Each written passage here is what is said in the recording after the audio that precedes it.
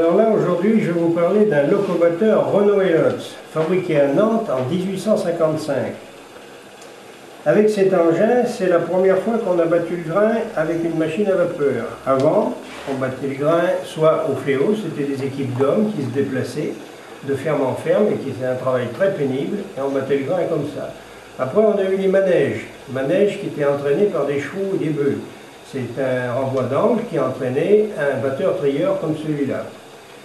Là, on a construit cette machine en 1855 à Nantes et ça permettait, cette machine était donc mobile, on pouvait la tirer avec des chevaux, l'amener de ferme en ferme.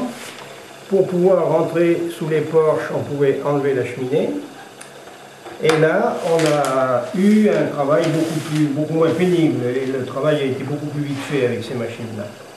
Alors c'est ce qui a donné naissance après ensuite aux batteuses classiques, aux batteuses en bois, et puis même à la fin, les moissonneuses batteuses sont toujours basées sur le même principe. On bat le grain dans cet appareil et en même temps on le trie.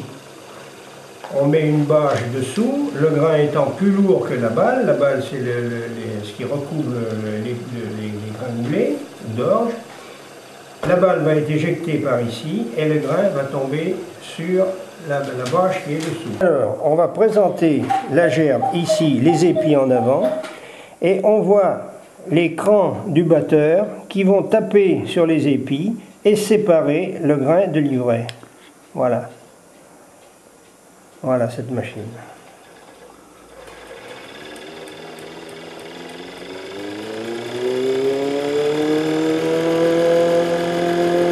On entend le bruit classique d'une batteuse, hein, c'est pas...